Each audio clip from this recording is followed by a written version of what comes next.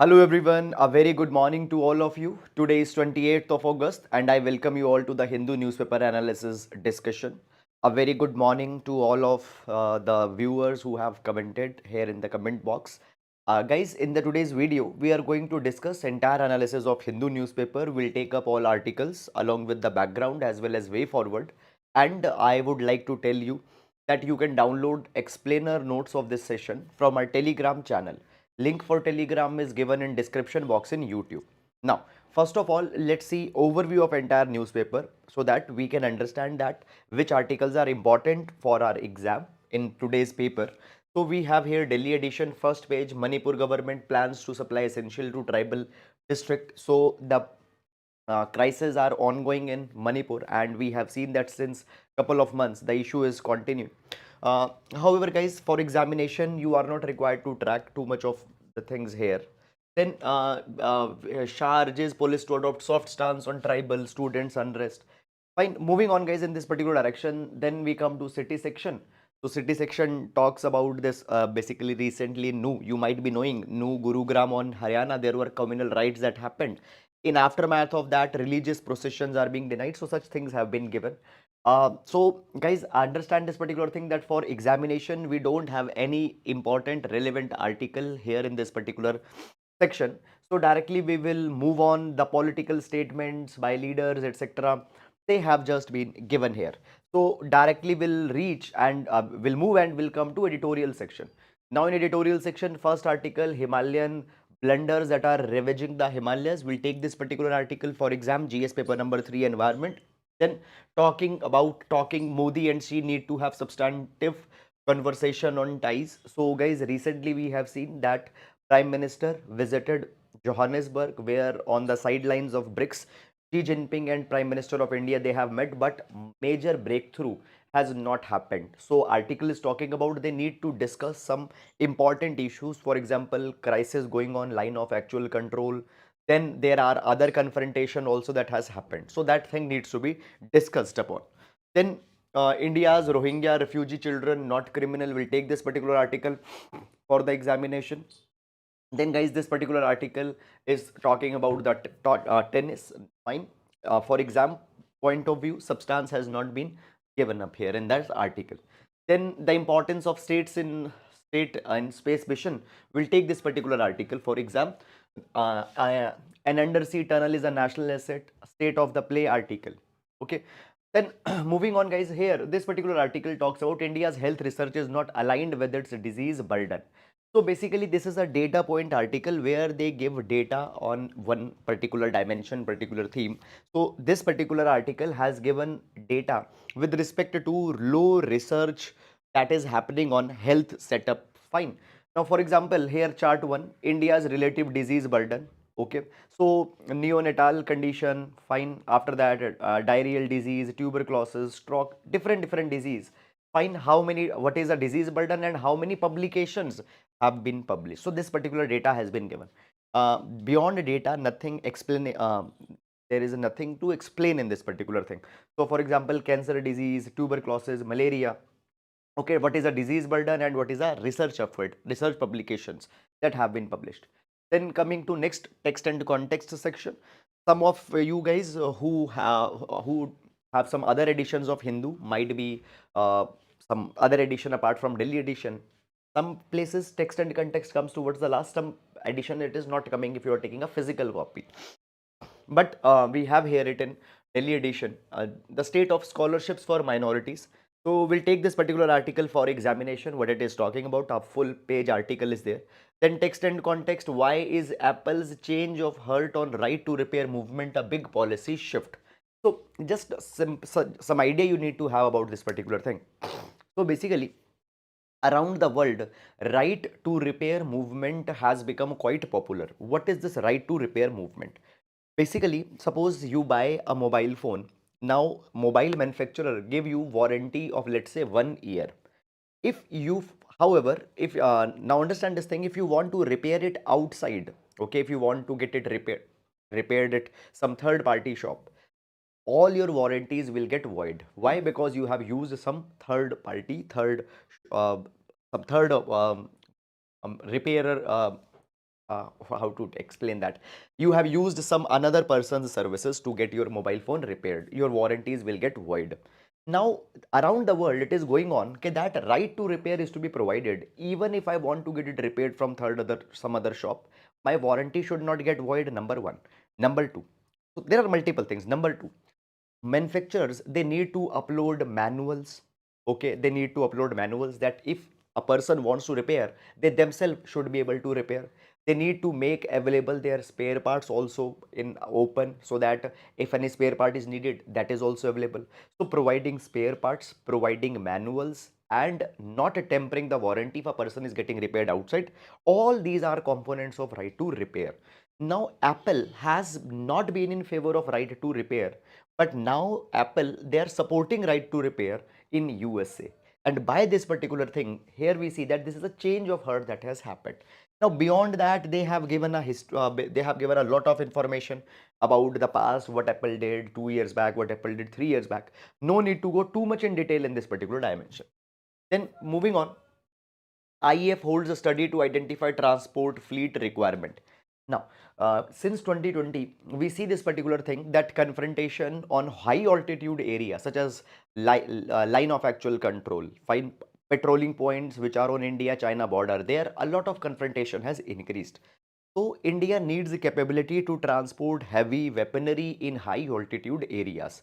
For that particular thing, India needs transport aircraft. India needs a transport aircraft. So therefore, this particular article talks about that Indian Air Force, it is doing a feasibility study that how much tonnage worth of aircraft it needs for present as well as for immediate or medium term future. So they will do that particular study, that how much tonnage aircraft is needed. Okay, beyond that, guys, nothing much important for examination. Please don't track too much details about this particular thing. Then further moving on, uh, don't treat countries merely as a market, PM tells global industry. So in this particular direction, guys, we have seen recently Prime Minister has also provided that medium, small, micro, small, medium enterprises needed to be integrated in global value chain. They should be given important place in economy because they are the backbone.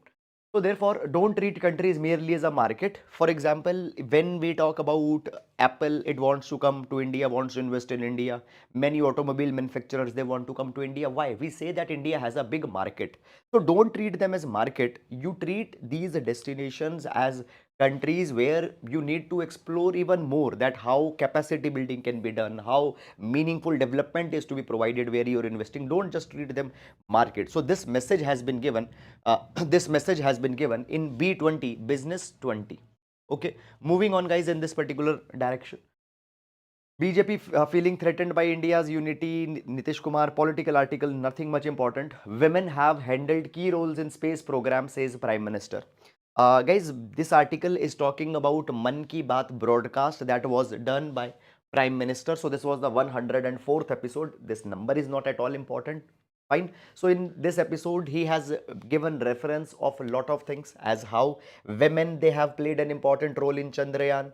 From project director to project manager, women have played very important role. Then how in G20 global south is being given voice, how India proposes more spaces to be given to Africa, and many such references that were made in his Man Ki Baat, they have just been given here in 2233 lines. So if you want, you can just read this particular article. Some explanation aspect is not there. Then further, here we have two articles. One is this article, Pragyan, as Pragyan digs deep into moon, scientist at a VSSC lab turn into gaze to solar wind. We'll take this article. It is actually talking about Aditya mission, and this article also will take what it is talking about.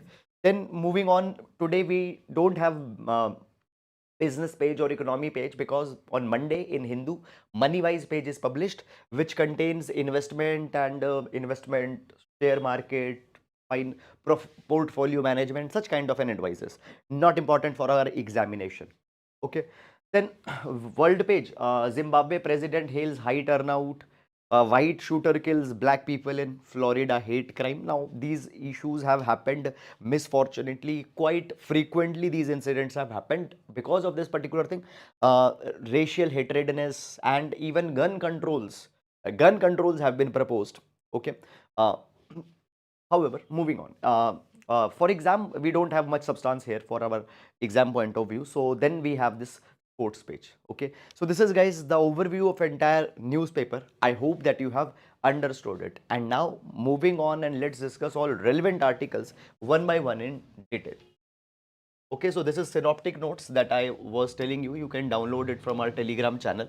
So every class we start with the GS quotation, which can be used to complement your answers in GS papers or in essay. So today we'll take quotation from Fumzile Mlambo. So Fumzile Mlambo says this thing, that there is no greater force for change, for peace, for justice and democracy, for inclusive economic growth than a world of empowered women. Okay, so we always talk about most important policy priorities is that we want to bring peace, we want to bring justice, we want to ensure that democracy is properly implemented. Okay, we want to achieve substantive justice, procedural justice. We talk about inclusive growth, inclusive development, but they can never happen without empowered women. So we need to create, first of all, empowered women, world of empowerment, empowered women. We need to give them equality, opportunities, and then automatically all these things will get achieved. You can use this particular quotation or this idea for GS paper number 1 as well as GS paper number 2, social justice and women related issues. Okay, as well as in essay also you can use it if you want. So that is all about it. And now moving on, and let's take first article for today. So the first article that we are going to take is the state of scholarship for minorities. Now this article we have picked up from Text and Context. This particular article we are going to see for this article we are going to see in context of GS paper number 2, social justice. GS paper number 2, social justice. Now first of all, before going on in this article, let me explain you some basic background details so that you can make more sense of this particular article. So basically, guys, what has happened? This article is criticizing government's recent policies where government has either suspended some of schemes for minorities, or it has reduced funding for some of the schemes which were specifically meant for minorities. Now understand this particular thing, guys, that in a democracy we aim not for equality all the time, rather we aim for equity. We aim for equity. Equity means that all people need to be provided fair opportunity, but at the same time their special condition, their disablements, they are also to be seen. Okay, so equity means providing equal opportunities but taking in account their special circumstances also. Now when we talk about providing equity to people, there comes idea of affirmative action. There comes idea of affirmative action. Now what is affirmative action? Affirmative action is an umbrella term. It includes a range of policies, a range of actions that are taken up to provide a level playing field to people who are disadvantaged. For example, under affirmative action there is a concept of reservation. So you see this particular thing, that there are some people who are downtrodden. We need to give them some head start so that they can compete with other people. Okay, so we talk about reservation, then giving scholarships. Okay, some positive discrimination, that all come under affirmative action. Why? So that equity is to be given. Now when we talk about any country, in a country, minorities, okay, they could be religious minorities or on some other basis. So minorities are the one who often don't get fair opportunities, so therefore they are given affirmative action, some special treatment. Now when we talk about, guys, India, in context of India, we have six recognized minorities. We have six recognized minorities. First of all, where these minorities have been recognized. Okay, six religious minorities we have recognized, and they have been recognized under section 2 of National Commission for Minorities Act 1992. Now first of all, what are these six recognized minorities that we have? So number one are Muslims, then we have Christians, Muslim, Christians, 6, Muslim, Christian, 6, Jain, Buddhist, and Parsis. Muslim, Christian, Sikh, Jain, Buddhist, and Parsis. These are six recognized minorities.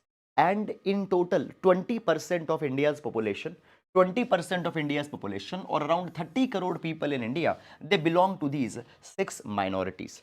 And specifically, when we talk about minorities, some minorities are even more economically, socially, politically, educationally disadvantaged. And for that, we specifically have Muslims. And according to Justice Rajendra Sachar Committee. Now, Sachar Committee was constituted by UPA government, and according to Sachar Committee, they say that now this committee was constituted to look in social, economic, and educational status of Muslims in India. And Sachar Committee, they provide this particular thing that condition of Muslims on social front, economic front, educational front is very similar to scheduled caste and scheduled tribe are in India. They are marginally better than scheduled caste and scheduled tribe, but way below than OBCs in India. So Sachar Committee provided that we need to focus more on Muslims because they have been neglected in almost all the dimensions of development, and it proposed a focused and dedicated attention on Muslims. Now, in this particular direction, guys, Government of India has proposed multiple schemes for empowerment of Muslims as well as religious minorities in general. So in last 20 years, around 10 schemes, scholarship schemes, schemes specifically for promote education, etc., have been brought out. But now this article is giving that how multiple schemes either they have got cancelled out or their funding has been or their funding has been suspended. All such kind of things have happened. So first of all, understand this particular thing, guys. This particular article goes in too much of detail. Article goes too much in detail where they are giving information that, for example, last year funding was these many crore, this year funding has been reduced to these many crore. So that number is not important. Okay, now moving on. So let's see some of schemes. Number one, there was this pre-metric scholarship scheme. Now, pre-metric scholarship scheme provided financial assistance to students between class 1 to class 10th. Okay, now what has happened, this particular scheme's mandate has got reduced. Now it is discontinued for class 1 to class 8, means that student in class 9th and class 10th only, they will be getting financial support under pre-metric scholarship scheme. So domain coverage has been reduced from 1 to 10th to just 9th and 10th. This is one. Then second, there is Maulana Azad National Fellowship Scheme. Maulana Azad National Fellowship Scheme. Now, this particular scheme provided financial assistance to scholars who were specifically doing some research. So, research scholars pursuing MPhil and PhD, they were given financial support by UGC. Now, this particular scheme has been cancelled. This scheme has been cancelled. Then next is Padho Pradesh scheme. Now, what is this Padho Pradesh scheme? So basically, students belonging to minority who want to go to other countries or for abroad studies, they can take an education loan, and on that loan, interest subvention will be given. Interest will be on that particular thing, interest subsidy will be given. But this particular scheme has also now been cancelled. This scheme has also been cancelled. So pre-metric scholarship scheme coverage is reduced. Okay, Maulana Azad National Fellowship scheme is cancelled. Padho Pradesh scheme got cancelled. Now, in this particular direction, further other schemes that have been there, their funding has got substantially reduced. And according to Center for Budget and Governance Accountability Report, fine, CBGA report, Center for Budget and Governance Accountability report, for other schemes funding has either been reduced or funding has not been increased. Okay, and they say that there is a declining trend in the share of overall budget expenditure towards minorities. Okay, this is something that has been provided. Now, when we talk about government's own research, government's own paper published by Niti Aayog. So Niti Aayog is a government of India's own think tank. Niti Aayog released their strategy document 2018, and in this strategy document, it specifically provided that right now it is need of hour to improve educational, social, economic status of minorities and specifically Muslims. because they have lagged behind, and for that particular thing they need to be given special focus, affirmative action, special schemes are to be brought. But now funding is getting reduced. And even if we take government's own data, for example, if we take the number of children who are out of school, large number of children belong to Muslim religion who are out of school. Now, here, if we see this data from Sarv Shiksha Abhiyan, according to Sarv Shiksha, now as per Sarv Shiksha Abhiyan data, highest number of out of school children, they belong to Muslim community. 4.43% of children are out of school. Then it comes in Hindus, 2.73. Then Christians are there. So specific attention is to be given. Then even in higher education, Muslims to Muslim people's enrollment representation has not been very good. And who says this? All India survey on higher education, AISHE survey, it provides this particular thing. Muslim students are significantly far behind in education enrollment in higher education. So earlier data was for school education, this is for higher education. So in this particular capacity, we need to specifically ensure this particular thing, that these students are being provided these students are being or minority religion people are being provided fair opportunities. Moving on to next article. As Pragyan digs deep into moon, scientists at a VSSC lab turn their gaze to solar wind.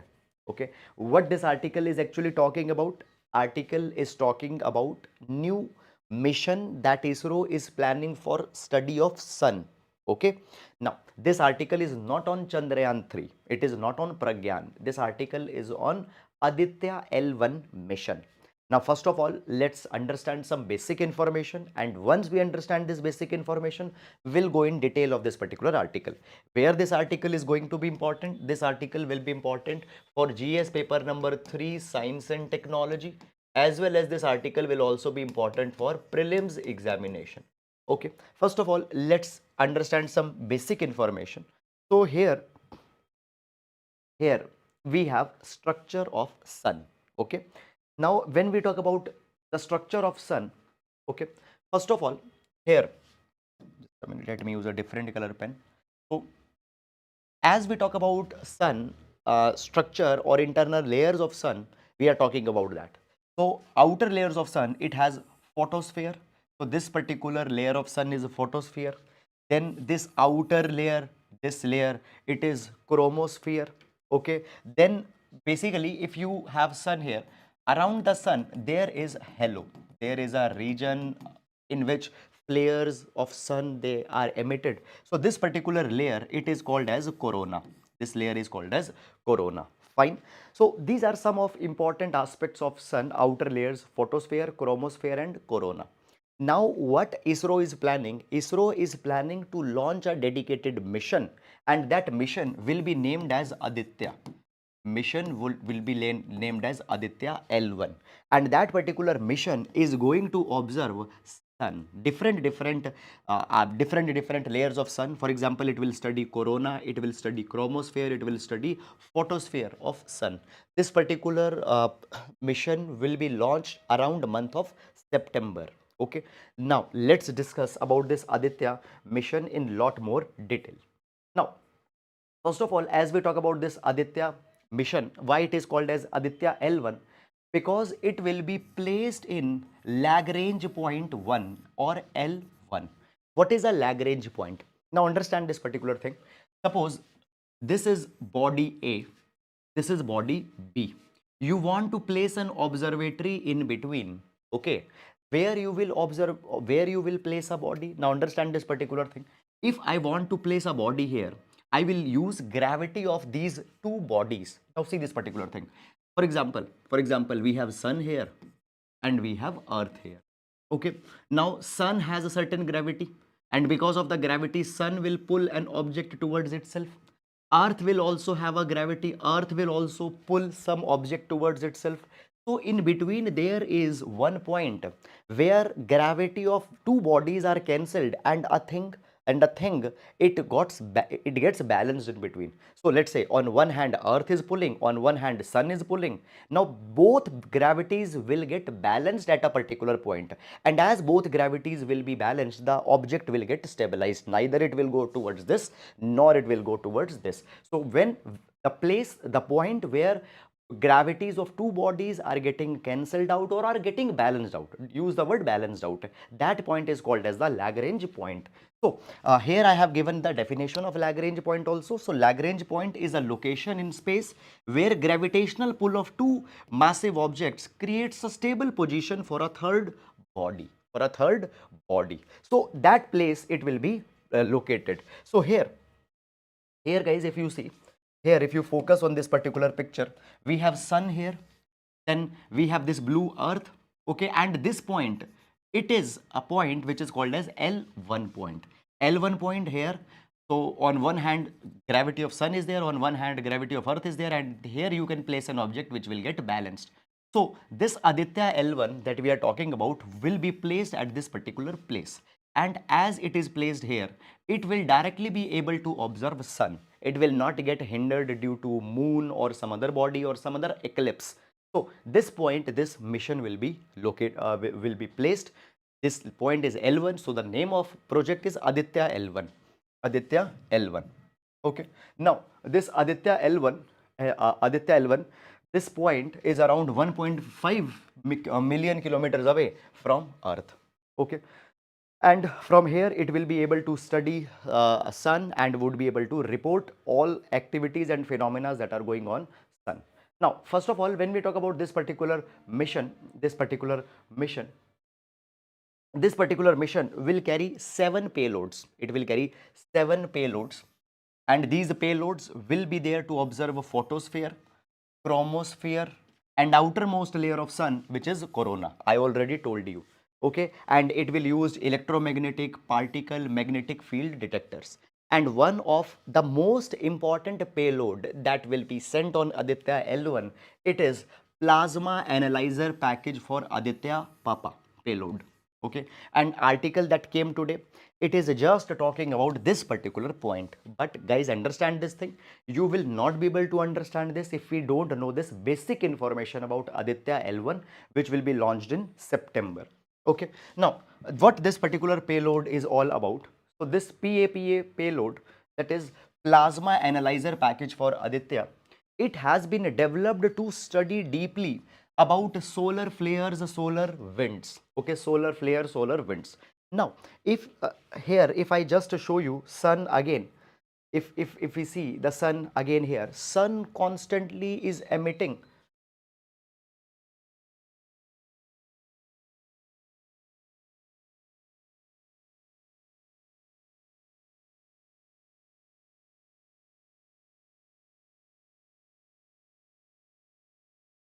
Okay, yes. So basically when we talk about sun constantly emits uh, a stream of charged particles, which is called as solar flares, solar winds. So these solar winds will be studied by plasma analyzer package for Aditya, and this particular mission will be launched on ISRO XL PSLV Polar Satellite Launch Vehicle. Okay, so this is about Aditya L1. I hope that you have understood it. And now moving to next article.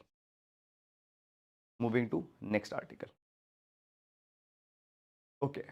The importance of states in space mission. Now, as Chandrayaan 3 made a landing on moon, many people, they started saying this particular thing, that what is a rationale of launching space mission and why India is launching space mission. So this article has addressed that particular dimension. So first of all, when we talk about Chandrayaan 3, with the launch of Chandrayaan 3, India has become fourth country which has landed a probe on moon. And when we talk about the list of countries that have landed probe on moon successfully, which are 4 countries?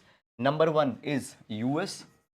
Number one is US. Number 2 is China. Number 3 is Russia, and number 4 is India. So India became fourth country.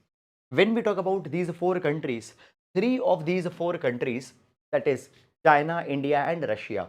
They are late industrializers. And out of 4 countries that have have successfully landed a probe on moon, only one country, that is US, is a developed nation. So article talks about that what factors facilitate countries countries which are not developed or countries which are not industrialized to launch successful space missions. Now, when we talk about, first of all, respective size of USSR, China and India in comparison to USA, so their economic size is very small compared to USA. For example, USSR, their economy was just 50 to 60% of USA's economy. So USSR's economy was just 50 to 60% of USA's economy in 1960 when they launched, when they landed Luna 9 on mission. Okay. When we talk about China, China's per capita income was just 22% of USA. Now in 2013, China did a moon landing. So their per capita income was just 22% of US. And when we talk about India, India has now successfully landed Chandrayaan 3. India's per capita income is just 10.9%, around 11% of US's. So economically, these countries are very small compared to US. But why mission of these countries who are economically not that big, why their missions are getting successful? So when we talk about when we talk about China, Russia and India, all 3 countries put a lot of emphasis on science, technology, and early investment in science and technology were made. For example, when we talk about India, just after independence, India always gave a lot of importance to science and technology, and ISRO, which is working for decades. Early investments were made there, and now they are reaping fruits. Okay, so current success is because of initial investments that have been made. Moreover, when we talk about countries such as China, India, Russia, there are large number of potential scientists and engineers. So human resource, rich and a talented human resource have also contributed. But population is not only one aspect, because you take example of one more country, UAE. So when we talk about UAE, UAE in 2020 has launched Hope mission. Now this Hope mission is to study Mars, and it entered the Martian orbit in 2021. Now when we talk about UAE, UAE doesn't have that big population as it is there in Russia, China and India, but still they have been successful. Moreover, when we talk about UAE, when we talk about UAE Space Agency, it just got inaugurated in 2014, and in 2020 it launched a mission on Mars. Just within 6 years it has done that particular thing. They don't have that much population, and with this UAE has become the 5th country which has launched a probe on Mars. So Russia, US, China, India, they have successfully launched, and UAE became 5th country. So how UAE is doing that particular thing? So now the article says it is happening because of role of state, the state that has played an important and active role. So state needs to have a pragmatic role. State needs to be one which embraces science, technology, and understands the importance of science technology mission. So role of state is very important one. Active state, capable state, okay, should be there not be an intrusive, domineering, inward looking state. And Indian state has been something like this, which has been outward, open, and has also done active collaboration with market, other industries, and have given dedicated support to ISRO, and such things have happened. So this is about this particular article. I hope guys that you have understood this particular article, and with this we will move to next article. Fine, we'll move to next article. Himalayan blunders that are ravaging the Himalayas. Himalayan blunders that are ravaging the Himalayas.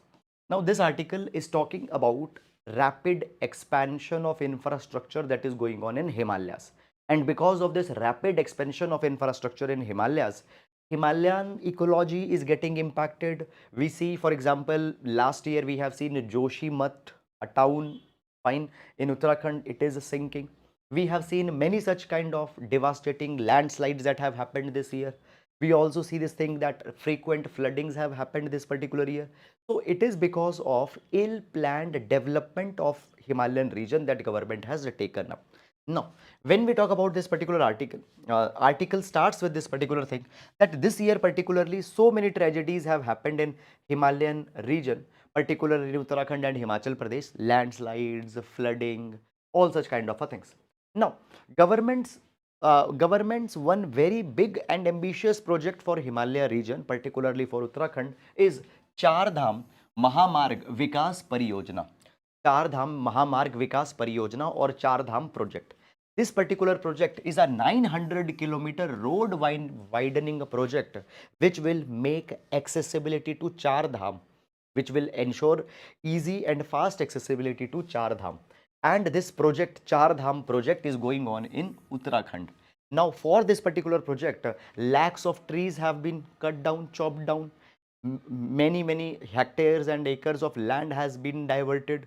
Often, what has happened, it has also it has disturbed human and animal lives. Fertile topsoil has been displaced. And understand this particular thing, that as this Char Dham project is going on, road widening is being done for that particular thing, mountains are being cut, tunnels are being dug up. As you are cutting mountains, you are digging up tunnel, what is happening? A lot of mud, lot of muck, okay, it is extracted. Now, how to dispose that? What has happened? And this article came few days back also. When you are, let's say, digging up a tunnel and the mud debris, it is just being dumped in nearby rivers. By that particular thing, what happened? Rivers course, it get chalked up, and when glaciers will melt or when rains will come, river will flood in surrounding regions, and such kind of a flooding and all such problems will be coming up. So what has happened? Tons of muck, mud that got generated, it has chalked the water sources. Now, as per law, if any such big project is being taken up, then environmental clearances from multiple departments, even the permission from people who are living in vicinity of these projects have to be taken up. But it has been said that all these laws have been just bypassed. Okay, and it has been said that only one region is there which has not got disturbed till now, that is Bhagirathi eco-sensitive zone. Bhagirathi eco-sensitive zone, and this is a zone from in where Ganga river flows in its natural course. Other places, course of rivers, it has already got disturbed, but this is a place where Ganga river is flowing in its natural course. Okay, this particular region has just got has stayed protected. Now, article talks about this particular thing, that already people in Uttarakhand, they have provided this people, as well as many of activists, many of scholars who have researched on Himalayas, they have provided that Char Dham shrines already they are reaching their full carrying capacity. They cannot accommodate any more people, but still you are widening Char Dham project, more tourists, more pilgrims will come. How these places will be able to support that? How they will be able to support that? All scientific rationale, it has just been ignored, and blind boost to tourism sector has been given, and this is something which is wrong. Now, recent warning signals by Mother Nature. What warning signals? For example, Joshimath town is sinking, and multiple towns, they are just sinking because of this mad development. Now, Uttarakhand, Himachal Pradesh, they are reconsidering the carrying capacity of state as well as viability of these particular projects. Now, when we talk about, guys, river health, particularly when we talk about Ganga river, which is most sacred river, now Ganga river's conservation is now being discussed, and for conserving Ganga river, we need to protect Gangotri glacier. But Gangotri glacier has become fastest receding glacier. Why fastest receding glacier? Because what is happening? Because of development, because of vehicular movement. Okay, and what has happened? Burning, because of vehicular movement, forest fires, development, a lot of black carbon has got deposited on Gangotri glacier, and because this black carbon has got deposited, albedo gets reduced. Glacier is absorbing more heat because of that black carbon, and by that, glaciers, they are melting. According to a 2023 report, black carbon absorbs more light and emits more infrared radiation, increases temperature, and by that, glacier is melting. So article is providing this particular thing, that if government wants to ensure sustainable development of Himalayan region, it needs to reconsider its strategies with respect to Himalayas and need to ensure that they are not just going for mad development of this particular region. So this is guys all about this particular article. And now moving to next article. India's Rohingyas refugee children are not criminals. Now, article is talking about Rohingya people who came in India from Myanmar, and Rohingyas, they have just been put in detention center jails. So this particular article we are going to see with respect to social justice GS paper number 2, and within ethics also refugee ethics. One dimension can be added from this particular article. Now, first of all, let's talk about Rohingya people. So Rohingya people are people who follow Islam. These are Muslims who are living in Myanmar. Now, when we talk about Myanmar, large number of population in Myanmar, they follow Buddhism. And these people, Rohingyas, they are seen as outsiders. They are seen as outsiders. So therefore, on religious grounds, many times the persecutions on Rohingya people happens. And when we talk about August 25, August 25, this date marks this date marks 6 years since Myanmar's military launched a targeted campaign on killing, on harming Rohingya Muslim in Myanmar. Now, Rakhine state, this is a particular region in Myanmar where large number of Rohingya people have lived, and as targeted attacks are being done from Rakhine region of Myanmar, Rohingyas are fleeing and going to nearby countries, and large number of Rohingya people have entered India also. Because of these particular attacks, it has been said more than 7,70,000 Rohingya people, they have just fled from Myanmar, and 20,000 of them, they have came to India.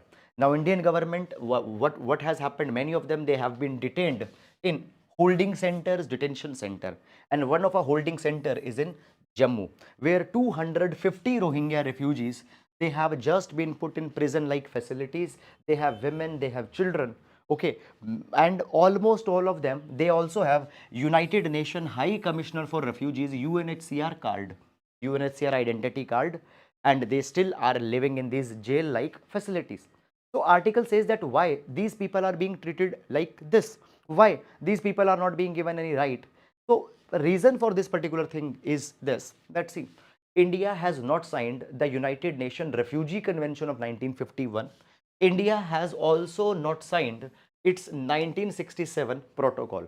So therefore, India is not bound to endorse, India is not bound to follow those UNHCR mandates. And even if they are having the UNHCR cards, India is not bound to endorse them. Now, when we talk about India, we have Foreigners Act of 1946. And as per Foreigners Act, any people who is coming in India and is not having valid travel documents, is not having valid visa, passport, etc., these people can be detained. And by using Foreigner Act 1947, government has detained these people. Okay. Now, the article says this particular thing, that hundreds of families, they have been detained. But at the same time, if you see, in these people who have been detained, children are also there. Children are also there. Now, for children, there is United Nations Convention on Rights of Children. United Nations Convention on Rights of Children. And United Nations Convention on Rights of Children provide every child has to be given right to life, survival, development. And India has signed United Nations Convention on Rights of Children in 1992. 2022 30-year anniversary got celebrated of United Nations Convention on Rights of Children. And it has been said that now children are being held up in detention center. They are not being given freedom to access education, liberty is not being given. Even our constitution provides liberty, right to education for children. So point is that even they are Rohingya children, but they are children.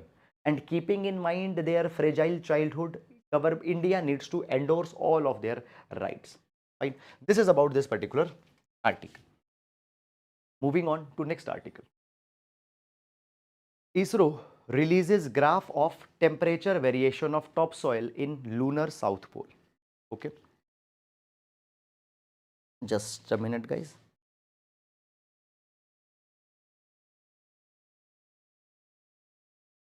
Okay. ISRO releases graph of temperature variation of topsoil in lunar south pole. So guys, we have just 2 days back taken a very detailed article on Chandrayaan 3 landing. So we have seen that Chandrayaan 3 Vikram lander landed on moon. Out from that Vikram lander, Pragyan rover has rolled out, and this Pragyan rover will be observing, will be doing a qualitative and quantitative analysis of lunar soil. It will be doing analysis of environment, and all other samples it will be analyzing. And we have seen two payloads, LIBS and APXS is also there. Now, this article is talking about one more payload, that is a chased payload. Chased payload. Chased. Now, what this chased payload is?